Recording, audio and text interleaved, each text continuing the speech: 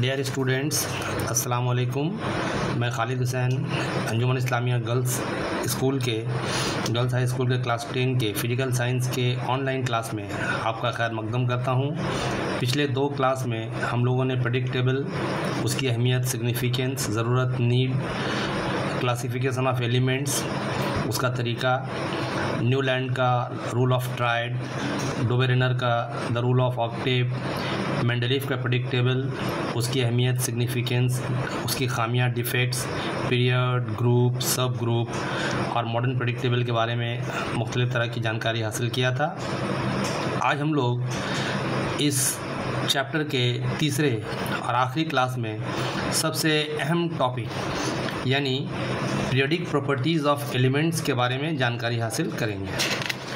Periodicity of properties of element या periodic properties of element, जो कि इस चैप्टर का सबसे अहम टॉपिक है, इसके बारे में आज हम लोग जानकारी हासिल करेंगे। Periodic properties, periodic properties, Mendeleev का टेबल और उसके बाद जो मॉडर्न टेबल है उसमें अनासिर को मुख्तलिफ़ तरह से, मॉडर्न टेबल में अनासिर को उनके बढ़ते हुए एटॉमिक नंबर के लिहाज से सजाया गया है, तरतीब दिया गया है। तो इस टेबल में है ना कुछ ख़ास बातें हैं जो हम लोगों को जानना है पीरियोडिक प्रॉपर्टीज़ ऑफ एलिमेंट के टॉपिक्स के तहत। तो हम लोग यहाँ पर टोटल 10 बातों को जानकारी हासिल करेंगे। नंबर 1, नंबर ऑफ शेल्स या ऑर्बिट। जैसा कि आप जानते हैं एटम का 2 मेन पार्ट्स होता है। एटम के सेंटर में बीच में एक गोल सा गाढ़ा हिस्सा होता है जिसे हम न्यूक्लियस कहते हैं, और उसके चारों तरफ में जो रास्ते होते हैं जिस पे इलेक्ट्रॉन चक्कर लगाता है उन्हें हम लोग शेल या ऑर्बिट कहते हैं। तो उसके बारे में। Number 2, valence electron, valence electron. Number 3, valency. इस टेबल में मुख्तलिफ़ तरह के एलिमेंट्स का वैलेंसी, वैलेंस इलेक्ट्रॉन या उसका जो एटॉमिक रेडियस है, मेटेलिक कैरेक्टर है, नॉन मेटेलिक कैरेक्टर वगैरह किस तरह वेरी करता है, इसको हम लोग यहाँ पे जानेंगे। तो number 4, atomic radius, atomic radius या इसे हम लोग एटॉमिक साइज़ भी कह सकते हैं। नंबर 5, मेटेलिक कैरेक्टर, धाती खुसूसियात, metallic character. Number 6, non metallic character, non metallic character, गैर धाती सिफात या गैर धाती खुसूसियात। और number 7, ionisation energy, ionisation energy, इसे हम लोग आयोनाइजेशन पोटेंशियल भी कहते हैं। Number 8, electron affinity, electron affinity क्या है, किस तरह से ये वेरी करता है ग्रुप में और पीरियड में, इसको भी हम लोग जानेंगे, इलेक्ट्रॉन एफिनिटी। और नंबर 9, इलेक्ट्रोनेगेटिविटी, इलेक्ट्रोनेगेटिविटी। इस सिलसिले में एक बहुत फेमस साइंटिस्ट गुजरे हैं, लिनस पॉलिंग, उनका लॉ भी हम लोग यहाँ पर जानेंगे। और लास्ट, रिएक्टिविटी, रिएक्टिविटी। तो इस टेबल में टोटल पीरियोडिक प्रॉपर्टीज़ में हम लोग टोटल 10 टॉपिक्स को डिस्कस करेंगे। जैसा कि आप लोगों को मालूम है इस टेबल में, मॉडर्न टेबल में अनासिर को उनके बढ़ते हुए एटॉमिक नंबर के लिहाज से सजाया गया, तरतीब दिया गया, जिसकी तफसील हम लोगों ने पिछले क्लास में पढ़ा था। तो मॉडर्न पीरियोडिक टेबल में टोटल 7 पीरियड्स हैं, 6th और 7th पीरियड का एक्सटेंशन है और 18 ग्रुप्स हैं। तो पीरियड में और ग्रुप में किस तरह से ये प्रॉपर्टीज़ वेरी करते हैं, इसको हम लोगों को जानना है। अगरचे इस टेबल में टोटल 18 ग्रुप्स हैं, लेकिन हम लोगों को अपने क्लास 10 के सिलेबस के मुताबिक जो मेन 8 ग्रुप्स हैं, यानी group 1, group 2, group 13 to group 18, इसी 8 मेन ग्रुप्स को कंसंट्रेट करना है। इस ग्रुप में किस तरह से अनासिर का मुख्तलिफ खुसूसियात वेरी करता है, इसको हम लोगों को जानना है।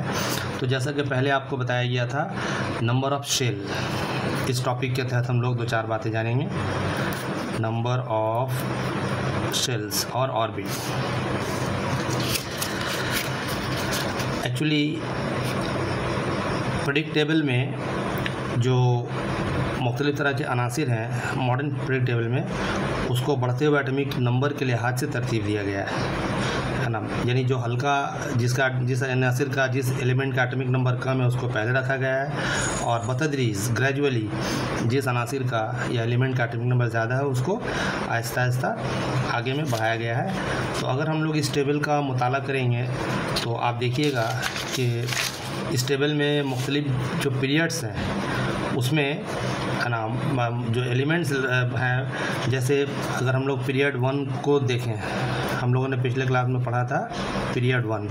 तो पीरियड 1 में 2 एलिमेंट्स हैं, हाइड्रोजन और हीलियम। आपको मालूम है हाइड्रोजन का एटॉमिक नंबर होता है 1, हीलियम का एटॉमिक नंबर होता है 2। उसी तरह से पीरियड 2, सेकंड पीरियड, इस पीरियड में टोटल 8 अनासिर हैं। आप लोगों ने पहले पढ़ा है lithium, beryllium, boron, carbon, nitrogen, oxygen, fluorine और नियोन, ये इनर्ट गैस है। टोटल यहाँ पर 8 एलिमेंट्स हैं। तो अगर आप पहला पीरियड में जो 2 अनासिर है हाइड्रोजन और हीलियम, अगर इसको गौर कीजिए तो हाइड्रोजन का एटॉमिक नंबर 1 है, मतलब इसमें 1 इलेक्ट्रॉन है, तो इसका इलेक्ट्रॉनिक कॉन्फ़िगरेशन क्या होगा 1। और हीलियम का एटॉमिक नंबर 2 है, यानी इसमें 2 इलेक्ट्रॉन है, तो इसका जो इसमें एक ही शेल होगा और उसमें 1 इलेक्ट्रॉन। हाइड्रोजन का न्यूक्लियस, इसके गिर्द में आपको सिर्फ एक ही ऑर्बिट नज़र आएगा या एक ही शेल नज़र आएगा और उसमें 1 इलेक्ट्रॉन है, जबकि हीलियम में भी 1 ऑर्बिट है या 1 शेल है, लेकिन उसमें 2 इलेक्ट्रॉन्स हैं। उसी तरह से अगर आप दूसरे ग्रुप में जाते हैं, सेकंड ग्रुप में सेकंड पीरियड में, लिथियम है ना, बेरिलियम, बोरोन, लिथियम का एटॉमिक नंबर 3, बोरोन का 4, बेरिलियम का 4, बोरोन का 5, कार्बन का 6, नाइट्रोजन का 7, ऑक्सीजन का 8, फ्लोरीन का 9 और नियोन का 10। तो लिथियम, इसका एटॉमिक नंबर 3 है, यानी इसका इलेक्ट्रॉनिक कॉन्फ़िगरेशन क्या होगा 2 1। के शेल में 2 इलेक्ट्रॉन, एल शेल में 1 इलेक्ट्रॉन। अगर हम थोड़ा आगे जाएं, फ्लोरीन, इसका एटॉमिक नंबर 9 है, तो इसमें 9 इलेक्ट्रॉन्स हैं, तो इसका इलेक्ट्रॉनिक कॉन्फ़िगरेशन 2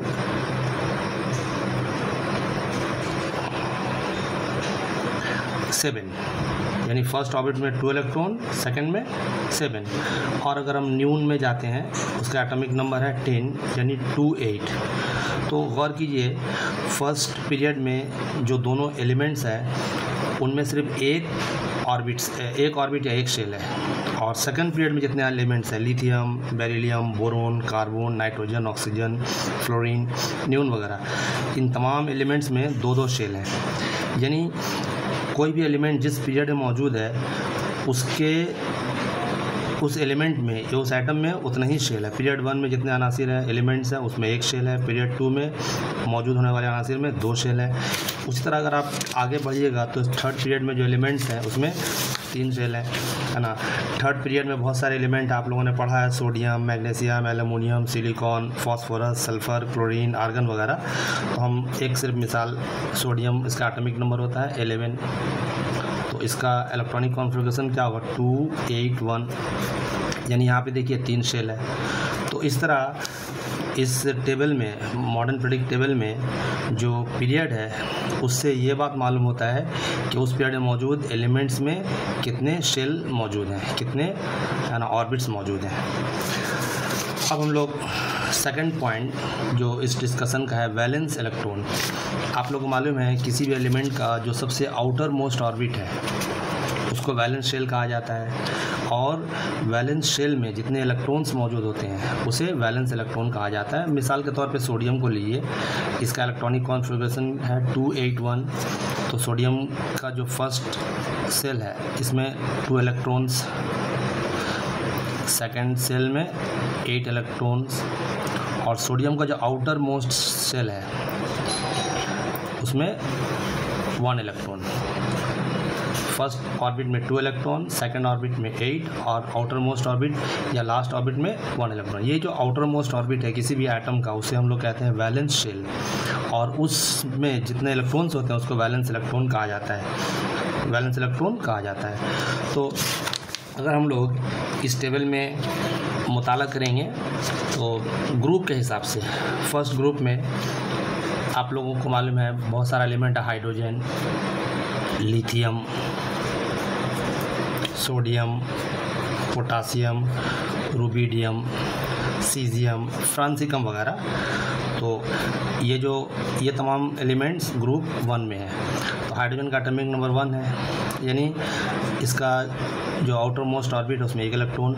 लिथियम का एटॉमिक नंबर 3, इसका आउटर मोस्ट ऑर्बिट में इसका इलेक्ट्रॉनिक कॉन्फ़िगरेशन 2-1, यानी फर्स्ट ऑर्बिट में 2 इलेक्ट्रॉन्स और आउटर मोस्ट ऑर्बिट में 1 इलेक्ट्रॉन। उस तरह से सोडियम का एटॉमिक नंबर है 11, तो इसका इलेक्ट्रॉनिक कॉन्फ़िगरेशन क्या होगा 2, 8 और 1, यानी इसका जो फर्स्ट ऑर्बिट है उसमें 2 इलेक्ट्रॉन, सेकंड में 8 और जो आउटर मोस्ट ऑर्बिट है लास्ट ऑर्बिट उसमें 1 इलेक्ट्रॉन।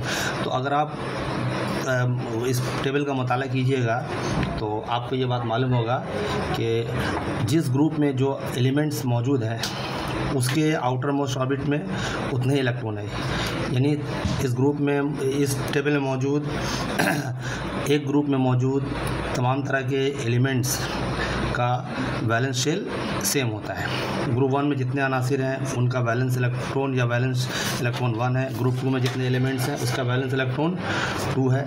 इसी तरह से आप आगे बढ़ते जाइए तो सेम मामला आएगा। तो इस बात को भी हम लोगों को ज़हन नशी करना है। 3 नंबर जो डिस्कशन हम लोगों को करना है वो है वैलेंसी।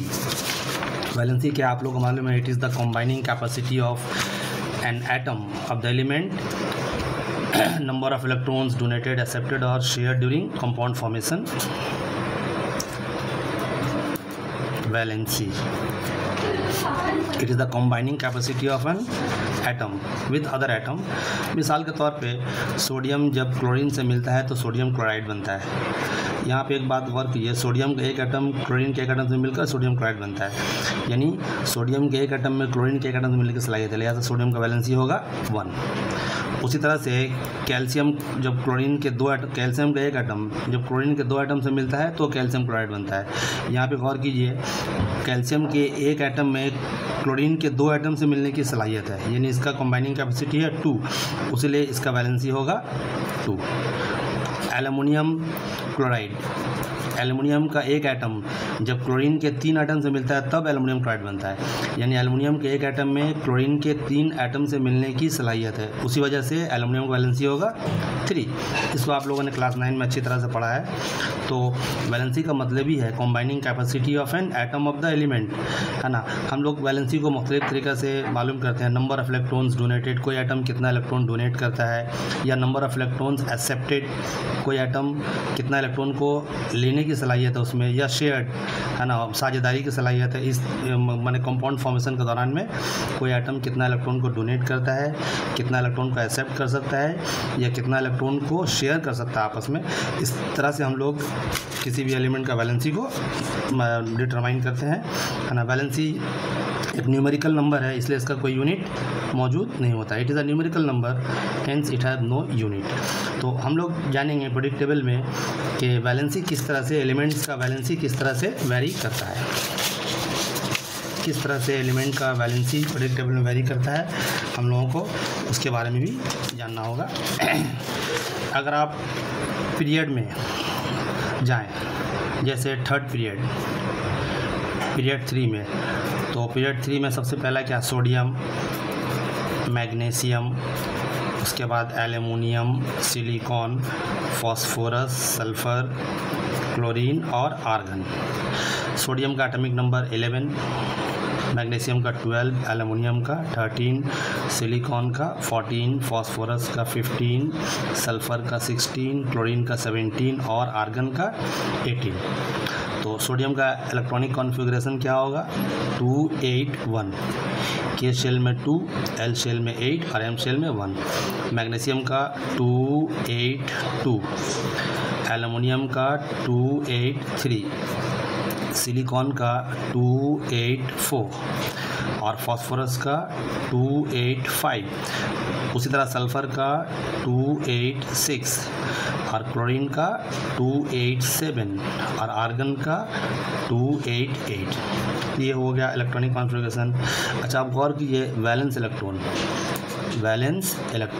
सोडियम का वैलेंस इलेक्ट्रॉन 1, इसके आउटर मोस्ट ऑर्बिट में 1 इलेक्ट्रॉन है। मैग्नीशियम का 2, एल्युमिनियम का 3, सिलिकॉन का 4, फास्फोरस का 5 और सल्फ़र का 6 और क्लोरीन का 7, आर्गन का 8। राइट।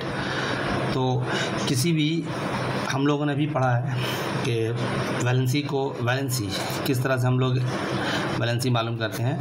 आमतौर पे 1 से लेकर 4 तक जो एलिमेंट्स है, ऐसा एलिमेंट जिसका वैलेंस इलेक्ट्रॉन 1 से 4 तक है उसका वैलेंसी वही होता है। जैसे सोडियम का वैलेंस इलेक्ट्रॉन 1 है तो इसका वैलेंसी 1 होगा। मैग्नीशियम का 2, एल्युमिनियम का 3, सिलिकॉन का 4। राइट, यहाँ तक। उसके बाद हम लोग इस बात को जानेंगे कि सोडियम का जो एटम है उसके आउटर मोस्ट ऑर्बिट में 1 इलेक्ट्रॉन है। तो इसका वैलेंसी 1 क्यों है, उसकी वजह हम लोग जान रहे हैं। इसको अपना ऑक्टेट कंप्लीट करने के लिए और 7 इलेक्ट्रॉन्स चाहिए, 7, तब तो उसका ऑक्टेट कंप्लीट होगा। तो इसको दूसरे किसी एटम से 7 लेना है। इसके पास 2 सूरत है, एक तो किसी से वो 7 ले, दूसरा अपना 1 इलेक्ट्रॉन किसी को दे दे। इसके लिए आसान क्या है? इसके लिए आसान है 1 इलेक्ट्रॉन देना। यानी सोडियम का जो एटम है इसमें 1 इलेक्ट्रॉन को डोनेट करने की सलाहियत होती है, देने की सलाहियत होती है, लूज़ करने की सलाहियत होती है, उसलिए इसका वैलेंसी होगा 1। उसी तरह से ये जो मैग्नीशियम का एटम है इसमें 2 इलेक्ट्रॉन को लॉस करने की सलाहियत होती है, उस वजह से इसका वैलेंसी होगा 2। एल्युमिनियम का 3 है ना। सिलिकॉन, कार्बन वगैरह का वैलेंस इलेक्ट्रॉन 4 होता है, तो इसका वैलेंसी 4। कार्बन यहाँ पे इस सूरत में देखिए, सिलिकॉन के केस में इसका वैलेंस इलेक्ट्रॉन है 4, यानी इसको अपना ऑक्टेट कंप्लीट करने के लिए और 4 इलेक्ट्रॉन चाहिए। तो इसके लिए 2 तरह का मामला है, या तो 4 किसी को दे या किसी से 4 ले। इन दोनों सूरत में, देने या लेने दोनों में 4 ही इलेक्ट्रॉन है, लिहाजा इसका वैलेंसी होगा 4। और अगर ये शेयरिंग करता है तो भी उसको 4 इलेक्ट्रॉन की ज़रूरत पड़ती है। तो हर सूरत में चाहे इलेक्ट्रॉन को ये लूज़ करे, गेन करे या शेयर करे, इसको 4 मज़ीद इलेक्ट्रॉन की ज़रूरत है, उसी वजह से इसका वैलेंसी होता है 4। अब यहाँ से मामला थोड़ा सा मुख्तलिफ है ना। ऐसा एटम जिसका वैलेंस इलेक्ट्रॉन 5 होता है उसका वैलेंसी निकालने का तरीका है 8 माइनस वैलेंस इलेक्ट्रॉन, मान 8 माइनस 5 यानी 3। तो ये 3 इलेक्ट्रॉन को लेने की सलाहियत है। ये दूसरे एटम से हमेशा 3 इलेक्ट्रॉन लेकर तब अपना ऑक्टेट कंप्लीट करता है, उसी वजह से इसका वैलेंसी होगा 3। या सल्फ़र में देखिए है ना, 8 माइनस 6 मतलब 2। क्लोरीन में देखिए 8 माइनस 7 यानी 1। यानी क्लोरीन का जो एटम है उसमें 1 इलेक्ट्रॉन को लेने की सलाहियत होती है, उसके आउटर मोस्ट ऑर्बिट में 7 इलेक्ट्रॉन्स है, तो इसको अपना ऑक्टेट कंप्लीट करने के लिए, स्टेबल होने के लिए और 1 इलेक्ट्रॉन चाहिए, तो 1 इलेक्ट्रॉन इसमें लेने की सलाहियत है। तो हमने पहले ही कहा कोई भी एटम जितना इलेक्ट्रॉन को लॉस कर सकता है या जितना इलेक्ट्रॉन को गेन करता है उससे भी उसका वैलेंसी हम लोग मालूम करते हैं। तो क्लोरीन का वैलेंसी भी होगा 1। और आर्गन का देखिए 8 माइनस 8 यानी 0, इसका वैलेंसी 0। आपको मालूम है इनर्ट गैस है, इनर्ट गैस में ना तो इलेक्ट्रॉन को लॉस करने की सलाहियत होती है ना ही गेन करने की, इसलिए कि उसका जो आउटर मोस्ट ऑर्बिट है वो स्टेबल होता है ना, तो इसलिए उसका वैलेंसी 0 होता है। इसके बारे में हम लोगों ने पिछले क्लास में तफसील से पढ़ा था। तो इस तरह इस टेबल में अगर आप गौर कीजिएगा तो आपको मुख्तलिफ़ तरह के एलिमेंट का वैलेंसी भी आसानी के साथ मालूम हो जाएगा। उसी तरह से ये हम लोगों ने देखा था है ना, पीरियड के एतबार से हम लोग टेबल में स्टडी मेटल्स या एलिमेंट का स्टडी 2 तरह से करेंगे, ग्रुप के मुताबिक और पीरियड के मुताबिक। तो ये पीरियड के मुताबिक था। अगर हम लोग थोड़ा सा इसको ग्रुप के लिहाज से देखें, मैंने टॉप टू बॉटम, ऊपर से नीचे की जानिब, टॉप टू बॉटम अगर हम लोग देखें तो फर्स्ट जो ग्रुप है उसमें पहले हाइड्रोजन, उसके बाद लिथियम, उसके बाद सोडियम, फिर पोटेशियम, है ना, रुबिडिन, है ना, वगैरह, सीजियम, फ्रांसिकम वगैरह, हम लोग ये ग्रुप 1 है। तो इसका एटॉमिक नंबर 1, इसका एटॉमिक नंबर 3, आपको याद है सोडियम का एटॉमिक नंबर 11, पोटेशियम का एटॉमिक नंबर 19। तो हाइड्रोजन का इलेक्ट्रॉनिक कॉन्फ़िगरेशन क्या 1, लिथियम का 2-1, सोडियम का 2-8-1 और पोटेशियम का 2-8-8-1। ये हो गया इसका इलेक्ट्रॉनिक कॉन्फ़िगरेशन। अच्छा, यहाँ पे गौर कीजिए, तमाम जो इस ग्रुप में जितने एलिमेंट्स हैं सबका वैलेंस इलेक्ट्रॉन है 1। सबके आखिरी मदार आउटर मोस्ट ऑर्बिट पे 1 इलेक्ट्रॉन है, यानी सबका वैलेंस इलेक्ट्रॉन है 1। लिहाजा सबका वैलेंसी क्या होगा 1 होगा। वेरी इजी, सबका वैलेंसी क्या होगा 1। अगरचा यहाँ पे शेल की तादाद मुख्तलिफ है, ये जो हाइड्रोजन है इसमें 1 शेल है, लिथियम में 2 सेल है, सोडियम में 3 सेल है ना, और पोटेशियम में 4 सेल्स हैं। तो सेल की तादाद मुख्तलिफ है लेकिन सबका वैलेंसी सेम है। तो जब हम लोग माने पीरियड में बाएं से दाएं की तरफ जाते हैं, फ्रॉम लेफ़्ट टू राइट, तो क्या देखते हैं हम लोग, वैलेंसी बढ़ता है, बाद में फिर घटता है। लेकिन जब हम लोग ग्रुप में ऊपर से नीचे आते हैं तो अगरचा एटॉमिक नंबर, एटॉमिक वेट, है ना, शेल की तादाद चेंज होती रहती है लेकिन सबका वैलेंसी सेम होता है। तो इस तरह आपको इस बात को याद रखना है। नेक्स्ट पॉइंट जो हम लोगों को पढ़ना है वो है atomic radius. Very important point, you have to note it, very important point, atomic radius. Atomic radius ये बहुत ही इम्पॉर्टेंट, इसको हम लोग एटॉमिक वेट भी एटॉमिक साइज़ भी कहते हैं। एटॉमिक रेडियस या एटॉमिक साइज़। एटॉमिक रेडियस है क्या, पहले इसकी तारीफ समझिए। किसी भी एटम का जो आउटर न्यूक्लियस है और जो आउटर मोस्ट ऑर्बिट है, उन दोनों के दरमियान जो दूरी है, फासला है, उसी को हम लोग कहते हैं atomic radius. It is the distance from the centre of nucleus of an atom up to its outer most shell of electron. मिसाल के तौर पे अगर हम दोबारा आते हैं सोडियम की तरफ, सोडियम का एटॉमिक नंबर 1 है, इसका इलेक्ट्रॉनिक कॉन्फ़िगरेशन क्या होगा 2-8-1। तो अगर हम इसका स्ट्रक्चर बनाएं, atomic structure, nucleus, first orbit के शेल, इसमें 2 इलेक्ट्रॉन, एल शेल, इसमें 8 इलेक्ट्रॉन्स, और जो आउटर मोस्ट ऑर्बिट है एम शेल, इसमें 1 इलेक्ट्रॉन। अब देखिए इसके न्यूक्लियस और जो आउटर मोस्ट ऑर्बिट है उसके दरमियान जो दूरी है, इसी दूरी को हम लोग कहते हैं एटॉमिक रेडियस या एटॉमिक साइज़। मुख्तलिफ तरह के एटम का एटॉमिक रेडियस मुख्तलिफ होता है, यानी हर एटम का साइज़ डिफरेंट होता है। तो हम लोग अब जानेंगे कि पीरियोडिक टेबल में एटॉमिक रेडियस किस तरह से वेरी करता है। जैसा कि अभी हम लोगों ने पढ़ा है कि पीरियोडिक टेबल में एटॉमिक शेल या वैलेंस इलेक्ट्रॉन या वैलेंसी ये वेरी करता है ग्रुप और पीरियड के एतबार से। तो हम लोग को अब जानना है कि पीरियोडिक टेबल में एटॉमिक रेडियस या एटॉमिक साइज़ किस तरह से वेरी करता है। सबसे पहले हम लोग जानेंगे अक्रॉस द पीरियड, मतलब left to right, across the period, ठीक है, लेफ़्ट टू राइट या अक्रॉस द पीरियड, है ना। पीरियड 3 में जो एलिमेंट्स हैं, अगर हम लोग उसके नाम लिखें, जैसे सोडियम, बहुत इंपॉर्टेंट बात है, इसको आप लोग ज़रा गौर कीजिएगा, magnesium, aluminium, silicon, phosphorus, sulphur, chlorine, argon वगैरह, लास्ट में इनर्ट गैस आर्गन वगैरह। तो सोडियम का एटॉमिक नंबर 11, तो इसका इलेक्ट्रॉनिक कॉन्फ़िगरेशन क्या होगा 2-8-1। मैग्नीशियम का एटॉमिक नंबर होता है 12, तो इसका 2-8-2।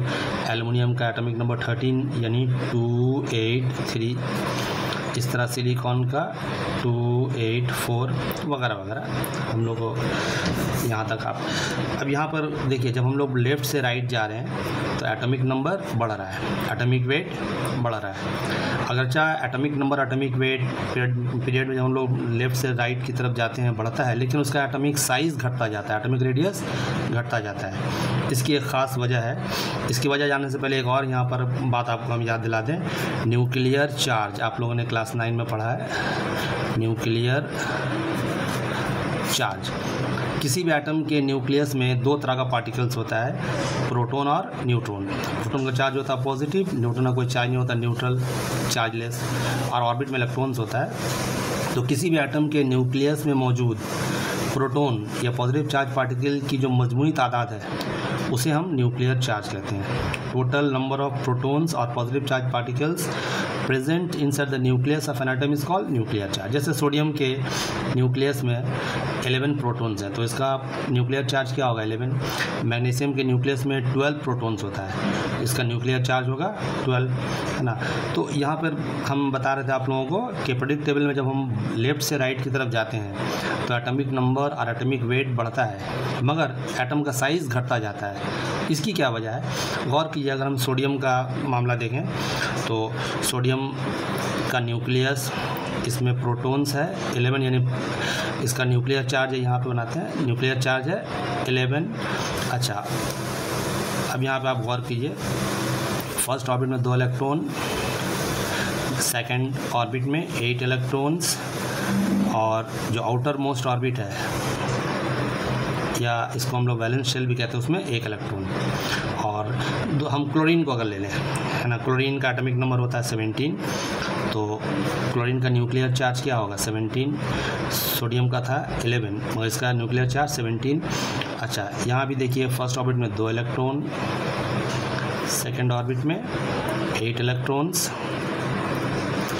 और जो आउटर मोस्ट ऑर्बिट है उसमें 7 इलेक्ट्रॉन्स, उसमें 7 इलेक्ट्रॉन्स हैं सोडियम में, क्लोरीन में, सॉरी।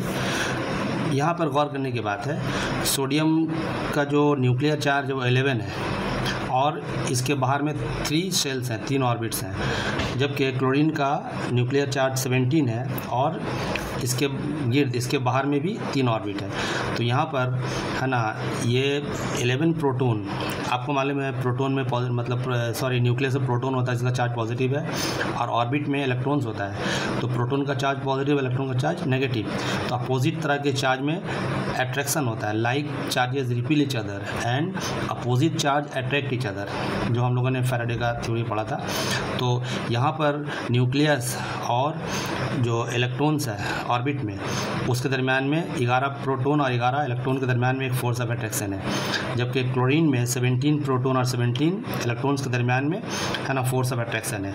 तो गौर कीजिए, ज़्यादा ताकत से ये खींच रहा है, इसका जो न्यूक्लियर चार्ज है ये 17 प्रोटॉन इसमें है, जो 3 ऑर्बिट को एक फोर्स ऑफ अट्रैक्शन से खींच रहा है, लेकिन इसका जो न्यूक्लियर चार्ज है यहाँ पर 11 प्रोटॉन्स है जो 3 ऑर्बिट को, तो न्यूक्लियर चार्ज या इसका जो न्यूक्लियस है ये ज़्यादा ताकत डाल रहा है ऑर्बिट पे, और जब फोर्स ज़्यादा होता है तो आपको मालूम है वॉल्यूम कम होता है। उसी वजह से, है ना, दोनों अगरचा सेम पीरियड में है, दोनों में अगरचा 3 ऑर्बिट्स हैं, मगर क्लोरीन जो है इसका एटॉमिक साइज़ सोडियम के मुकाबले में छोटा होता है। तो जैसे जैसे पीरियड में हम लोग बाएं से दाएं की तरफ बढ़ते हैं तो अगरचे एटॉमिक नंबर और एटॉमिक वेट बढ़ता जाता है, लेकिन ग्रेजुअली माने बतदरीज इसका जो साइज़ है, उसकी जो जसामत है, उसका जो रेडियस है वो घटता जाता है। यहाँ पे हम लोग आर्गन के बारे में नहीं पढ़ेंगे, है ना, आर्गन का मामला मुख्तलिफ है। आर्गन एक इनर्ट एलिमेंट है, आप लोगों ने पढ़ा था, और इसका मामला मुख्तलिफ है। अगरचा आर्गन का एटॉमिक वेट क्लोरीन से ज़्यादा है, लेकिन उसका साइज़ बड़ा होता है। उसकी एक ख़ास वजह है जो आप लोग अभी नहीं जानना है, क्लास 11 में आप लोग उसको पढ़िएगा। दरअसल आर्गन का जो आउटर मोस्ट ऑर्बिट है उसमें 8, उसका जो आउटर मोस्ट ऑर्बिट है वो स्टेबल होता है, उसमें 8 इलेक्ट्रॉन्स होता है, और इलेक्ट्रॉन के दरमियान आपस में रिपल्सिव फोर्स की वजह से, है ना, उसका साइज़ बड़ा हो जाता है। तो इसकी जो एक अहम वजह है वो आप लोग बाद में पढ़िएगा, अभी आपको यहाँ पर याद रखना है। तो हम लोगों ने क्या देखा, पीरियड में जब हम लोग लेफ़्ट से राइट की तरफ जाते हैं तो अगर चाहे एटॉमिक नंबर और एटॉमिक वेट बढ़ता जाता है, लेकिन एटॉमिक साइज़ घटता जाता है। लेकिन जब हम लोग ऊपर से नीचे की तरफ आएंगे ग्रुप में, जैसे ग्रुप 1 में आपने देखा सोडियम, हम लोग जब ऊपर से नीचे की तरफ आएंगे तो शेल की तादाद बढ़ती जाती है, हम लोगों ने पढ़ा है, और शेल की तादाद बढ़ने के सबब उसका जो साइज़ है वो बढ़ता जाता है। तो पीरियड में लेफ़्ट से राइट जाएंगे तो एटॉमिक साइज़ घटता जाएगा, लेकिन जब ग्रुप में ऊपर से नीचे आएंगे तो एटॉमिक साइज़ बढ़ता जाता है due to the increase in number of shell. आपने अभी पढ़ा था फर्स्ट जो ग्रुप है उसमें जो एलिमेंट्स है, तो लगातार हम लोग क्या देख रहे हैं, जैसे जैसे हम लोग बाएं से दाएं की तरफ आ रहे हैं तो उसमें शेल बढ़ रही है। तो शेल की तादाद बढ़ने की वजह से उसका जसामत या उसका जो साइज़ है वो बढ़ता जाता है। तो ये एक बहुत ही इंपॉर्टेंट बात था, इसको आप लोगों को याद रखना पड़ेगा। उसके बाद हम लोगों को एक और अहम बातों के बारे में जानना है, वो है मेटेलिक कैरेक्टर। नंबर 5 पॉइंट जो हम लोगों ने पहले नोट किया था, मेटेलिक कैरेक्टर। मेटेलिक कैरेक्टर यानी धाती सिफत। आप लोगों को मालूम है, हम लोगों ने पिछले क्लास में पढ़ा था कि पीरियोडिक टेबल में जितने भी अनासिर एलिमेंट्स हैं उनको 3 कैटेगरी में डिवाइड किया गया है, मेटल, नॉन मेटल और मेटालॉइड। तो हम लोगों ने पिछले क्लास में पढ़ा था कि हमारी दुनिया में जो एलिमेंट्स हैं उसमें ज़्यादातर मेटल्स हैं, मेटल्स की तादाद ज़्यादा है ना, और नॉन मेटल्स भी हैं। आप लोगों को मालूम है कि the elements which have a tendency to lose electrons and form positive ions are called metals. Metallic character यानी ऐसा एलिमेंट जिसमें इलेक्ट्रॉन को ज़ाया करने, लॉस करने की सलाहियत होती है, उसे हम लोग मेटल्स कहते हैं। जो हम लोगों ने, और ठीक इसका वाइस वर्सा उल्टा अगर आप जाएं, the element which have tendency to gain electrons and form negative ions are called non metals. तो मेटल्स हमेशा इलेक्ट्रॉन को लॉस करने की सलाहियत रखता है और नॉन मेटल्स जो है वो इलेक्ट्रॉन को गेन करने की सलाहियत रखता है। तो हम लोग को जानना है, जो पीरियोडिक टेबल है, आप लोगों को हमने पहले ही भी कहा था कि जब आप लोग पीरियोडिक टेबल के बारे में ये डिस्कशन कीजिएगा तो अपने सामने में इस टेबल को ज़रूर रखिएगा, है ना। देखिए, तो हम लोग को जानना है कि पीरियड और ग्रुप में किस तरह से मेटेलिक कैरेक्टर और नॉन मेटेलिक कैरेक्टर चेंज होता है, इसको हम लोग को मुख्तसर में जानना है। एक्चुअली जब हम लोग ग्रुप में ऊपर से नीचे उतरते हैं, in a group as we move from left माने top to bottom, electron losing tendency increases, electron को लॉस करने की टेंडेंसी बढ़ती है ना, due to gradually weak electrostatic force, है ना, ऑफ अट्रैक्शन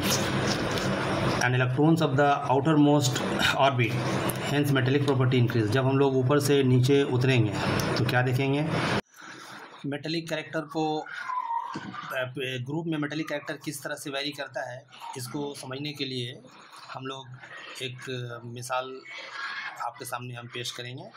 तो ग्रुप 1 में जो मेटल्स है, लिथियम, सोडियम, पोटासियम वगैरह, तो आपको मालूम है लिथियम का एटॉमिक नंबर 3 है, यानी इसके जो आउटर मोस्ट ऑर्बिट है उसमें 1 इलेक्ट्रॉन, इसमें 2 शेल है, और सोडियम में 3 शेल है, आउटर मोस्ट जो ऑर्बिट है उसमें 1 इलेक्ट्रॉन।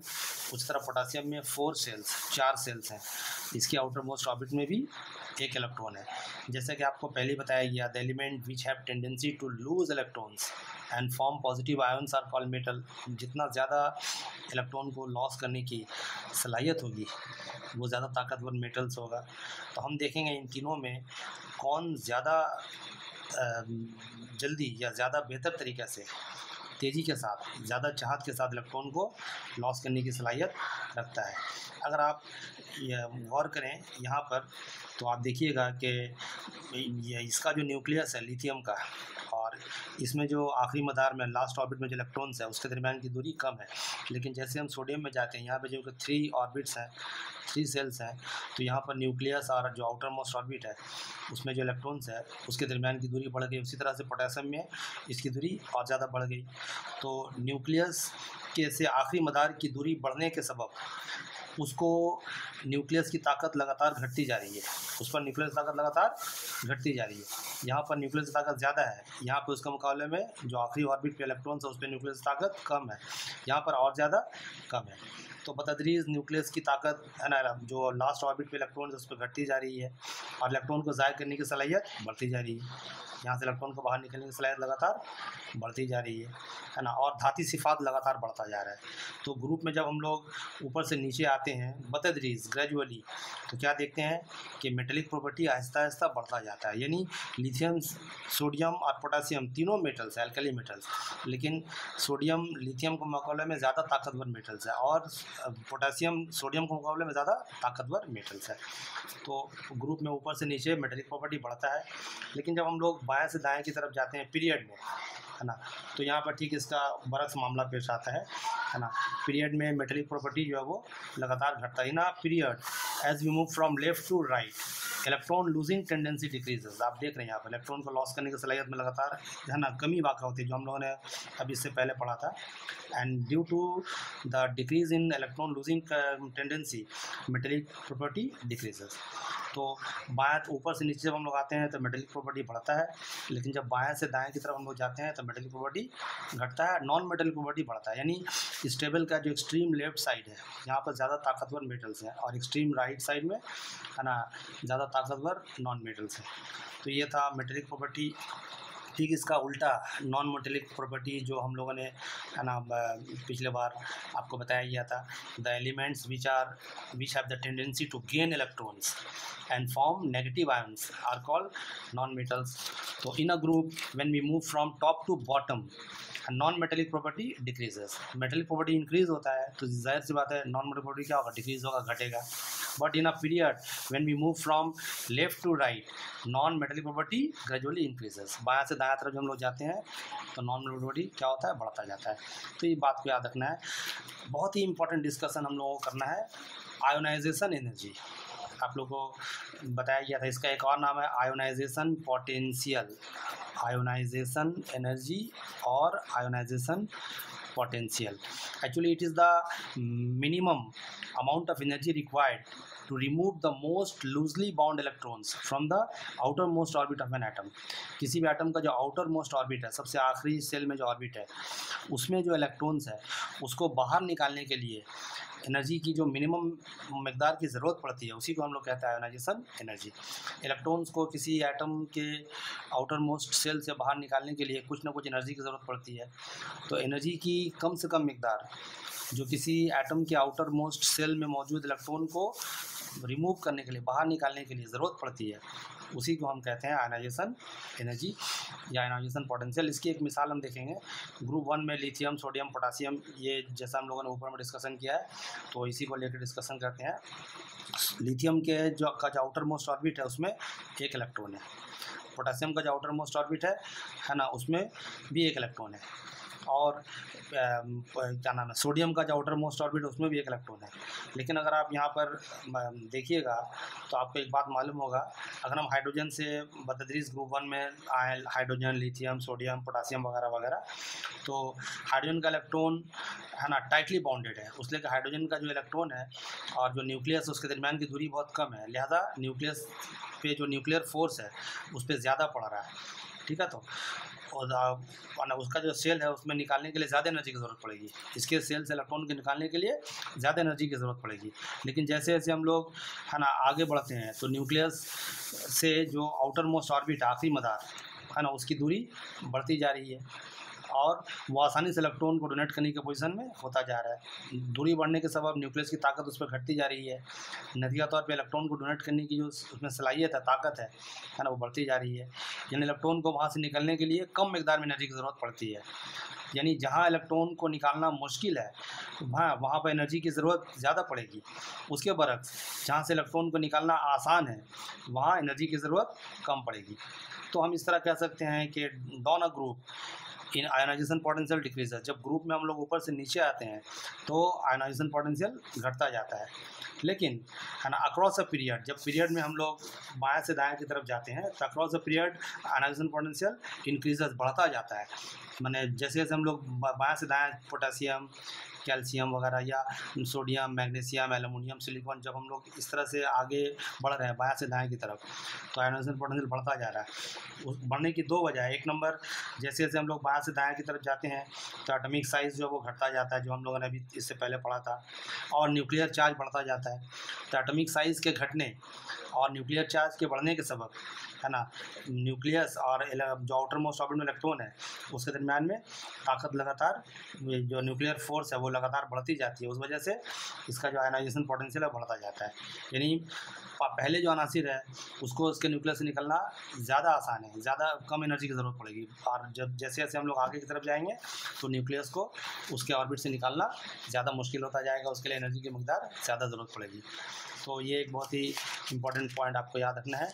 उसके बाद हम लोग और एक अहम बात पे डिस्कस करेंगे, इलेक्ट्रॉन एफिनिटी।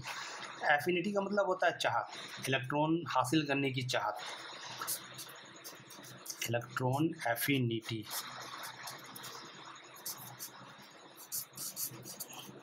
किसी भी एटम में इलेक्ट्रॉन को हासिल करने की जो चाहत है उसी को हम लोग कहते हैं इलेक्ट्रॉन एफिनिटी। माने it is the tendency of an atom to accept electron, electron को एक्सेप्ट करने का टेंडेंसी को हम लोग कहते हैं इलेक्ट्रॉन एफिनिटी, है ना। किसी एटम का इलेक्ट्रॉन को पाने की चाहत को हम लोग कहते हैं इलेक्ट्रॉन एफिनिटी।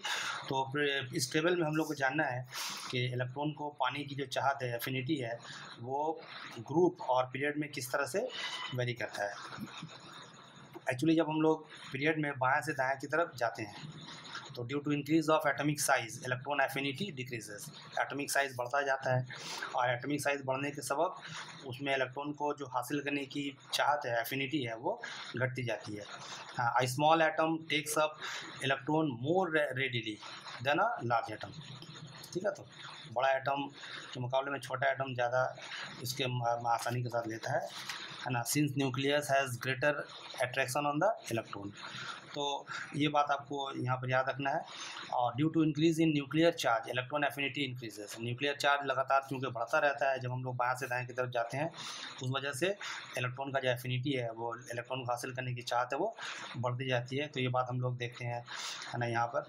तो हम लोग को असल जानना है, मेन पॉइंट्स जो आपको याद रखना है यहाँ पर, कि across a period electron affinity increases. जब हम लोग पीरियड में बाएं से दाएं की तरफ जाते हैं तो इलेक्ट्रॉन की जो एफिनिटी है, इलेक्ट्रॉन को एटम में हासिल करने की जो खासियत है या चाहत है, वो बढ़ती जाती है, ठीक है। तो माने it is least for alkali metal, यहाँ पर एल्कली मेटल्स है, ग्रुप 1 में आपने देखा है। तो एल्कली मेटल का लिस्ट और हाईएस्ट होता है हैलोजन का, फ्लोरीन, क्लोरीन, ब्रोमीन, आयोडीन वगैरह, है ना। इसमें जो इलेक्ट्रॉन का एफिनिटी, इलेक्ट्रॉन को हासिल करने की जो चाहत है ना, एफिनिटी बहुत ज़्यादा होता है, ठीक है। तो सबसे कम होता है आपका एल्कली मेटल का और सबसे ज़्यादा होता है हैलोजन का। और noble gases with stable electronic configuration find it difficult to accept electron, क्योंकि इसका आउटर मोस्ट ऑर्बिट सैचुरेट होता है, स्टेबल होता है, इसमें इलेक्ट्रॉन को, है ना, लेने और ना देने की खासियत होती है। तो इसीलिए इन लोग का इलेक्ट्रॉन एफिनिटी 0 होता है। लेकिन जब हम लोग, है ना, माने हम पीरियड की तरफ देख रहे थे, अगर हम लोग डाउन टू ग्रुप जाएंगे, ग्रुप में ऊपर से नीचे आएंगे, तो इलेक्ट्रॉन का जो एफिनिटी है वो घटता जाता है, इधर में बढ़ता जाता है लेकिन इधर में घटता जाता है, ठीक है। जब फ्लोरीन, क्लोरीन, ब्रोमीन, आयोडीन, है ना, यहाँ पे देखिए फ्लोरीन, क्लोरीन, ब्रोमीन, आयोडीन, है ना, सभी सेम ग्रुप में है, ठीक है। फ्लोरीन का इलेक्ट्रॉनिक कॉन्फ़िगरेशन क्या है, 2-7, इसमें 2-8-7, माने इसमें 2 ऑर्बिट है, इसमें 3 ऑर्बिट है, इसमें 4 ऑर्बिट है, 5। तो अगरचे सब में इलेक्ट्रॉन का जो आउटर मोस्ट जो ऑर्बिट है उसमें इलेक्ट्रॉन की तादाद बराबर है, 7-7-7। लेकिन हम लोग यहाँ पे क्या देख रहे हैं कि ऑर्बिट की तादाद बढ़ने के सबब, है ना, वो माने इलेक्ट्रॉन का न्यूक्लियस का जो उसके ऊपर में फोर्स पड़ रहा है वो लगातार घटती जा रही है, नतीजा तौर पे, है ना, उसका जो इलेक्ट्रॉन का एफिनिटी है वो घटता जा रहा है। तो ये बात हम लोग को यहाँ पे याद रखना है। उसके बाद एक और टॉपिक है आप लोगों का इलेक्ट्रोनेगेटिविटी। इलेक्ट्रोनेगेटिविटी और इलेक्ट्रॉन एफिनिटी एक ही जैसा टर्म है, एक करीब करीब एक जैसी बातें हैं, इलेक्ट्रोनेगेटिविटी। तो आपको यहाँ पर याद रखना पड़ेगा, माने it is almost similar like electron affinity, है ना। Across a period it increases, जैसे जैसे हम लोग पीरियड में आगे बढ़ेंगे बाएं से दाएं की तरफ, तो इलेक्ट्रॉन नेगेटिविटी बढ़ता जाता है। सबसे ज़्यादा पावरफुल इलेक्ट्रोनेगेटिव एलिमेंट्स कौन है, जो एक्सट्रीम राइट में है, जैसे फ्लोरीन, क्लोरीन, ब्रोमीन, आयोडीन वगैरह, हैलोजन, ठीक है। तो और जब हम लोग ग्रुप में ऊपर से नीचे आते हैं, है ना, डाउन टू अ ग्रुप, ये घटता जाता है, ठीक है। तो जैसे फ्लोरीन, क्लोरीन, ब्रोमीन, आयोडीन, ठीक है। तो हम लोग जब ऊपर से नीचे आएंगे तो इलेक्ट्रोनेगेटिविटी क्या होगा, घटेगा। लेकिन जब बाएं से दाएं जाते हैं हम लोग तो ये होता है, बढ़ता जाता है, ठीक है। तो इसका भी कोई यूनिट नहीं होता है, उसलिए कि एक न्यूमेरिकल नंबर है ना। लास्ट पॉइंट जो हम लोगों को डिस्कशन करना है इस चैप्टर में वो है रिएक्टिविटी, जो आप लोगों को पहले ही बताया जा चुका था। रिएक्टिविटी, है ना, किसी एलिमेंट या अनासिर का कीमियाई तब्दीली में हिस्सा लेने की जो सलाहियत है उसे रिएक्टिविटी कहा जाता है। यानी कितनी तेज़ी से कोई एलिमेंट केमिकल रिएक्शन में हिस्सा लेता है है ना। एलिमेंट तो बहुत सारा है, जैसे आप अगर ग्रुप का में ऊपर से लिथियम, सोडियम, पोटासियम, है ना, सभी केमिकल रिएक्शन में पार्टिसिपेट करता है। या अगर आप पीरियड की तरफ जाएँ, सोडियम, मैग्नीशियम, एल्युमिनियम, सिलिकॉन वगैरह, ये तमाम एलिमेंट केमिकल रिएक्शन में हिस्सा लेता है और केमिकल रिएक्शन में हिस्सा लेने के नतीजे में कंपाउंड फॉर्म्ड होता है। लेकिन कौन सा एलिमेंट तेज़ी से केमिकल रिएक्शन में हिस्सा लेता है, कौन स्लोली, है ना। तो इसी को हम लोग कहते हैं रिएक्टिविटी, यानी किसी एलिमेंट का कीमियाई तब्दीली में हिस्सा लेने की जो सलाहियत है उसको हम रिएक्टिविटी कहते हैं। तो यहाँ भी हम देखेंगे डाउन टू अ ग्रुप, अगर ग्रुप में हम लोग ऊपर से नीचे आएँ तो क्या होगा।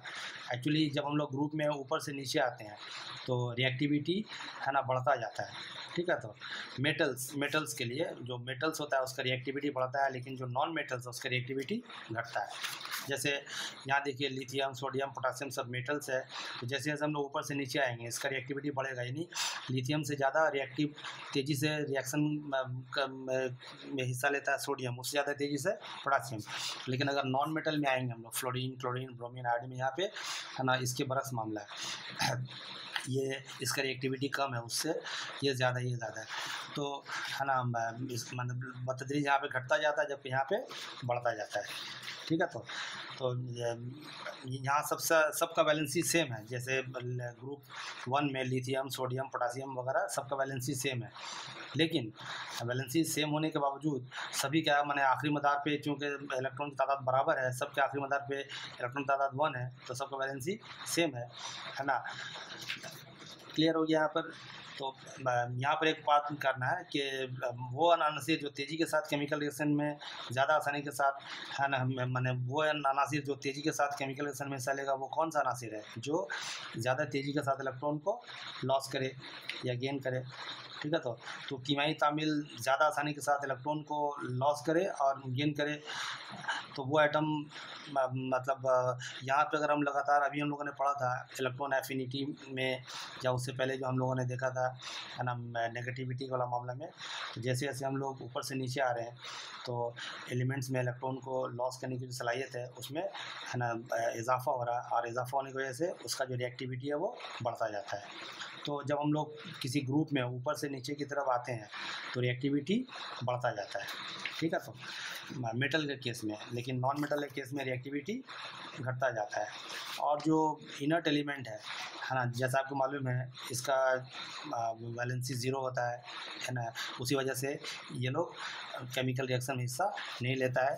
तो डियर स्टूडेंट्स, हम लोगों ने मुख्तसर में पीरियोडिक टेबल में जो माने पीरियोडिक प्रॉपर्टीज़ था उसके बारे में जानकारी हासिल किया। आप लोग इसको बार बार देखिएगा और इसका इंपॉर्टेंट पॉइंट्स को नोट कीजिएगा। एक्चुअली केमिस्ट्री क्या है, केमिकल्स का जो स्टडी है, मुताला है, उसको केमिस्ट्री कहते हैं। और केमिकल्स बना होता है एलिमेंट से, और एलिमेंट्स का जो पूरा प्रॉपर्टीज़ है, atomic number, atomic wait, valency, electronic configuration, है ना, या उसका physical property, chemical property, metallic characteristics, non metallic features, ionization potential, ये तमाम बातें कहाँ पे दी हुई हैं, पीरियोडिक टेबल में। तो पीरियोडिक टेबल का सही मुताला अगर आप कीजिएगा तो आपके लिए केमिस्ट्री बहुत ही आसान हो जाएगा इंशाअल्लाह ताला। इस का जो क्वेश्चंस वगैरह है हम आपको बाद में भेजेंगे। सबसे अभी आप लोग अपने बुक में जो क्वेश्चंस दिया हुआ उसको कीजिएगा। और अगर आप लोगों को कुछ इस चैप्टर के बारे में मज़ीद जानना हो तो मेरा जो पर्सनल नंबर है उसमें हमको वो क्वेश्चन भेजिएगा, हम उसको सॉल्व करके इंशाअल्लाह ताला आपको फॉरवर्ड करेंगे, है ना। इंशाअल्लाह ताला नेक्स्ट अब हम लोग नया चैप्टर के साथ आपके सामने हाजिर होंगे। Thank you.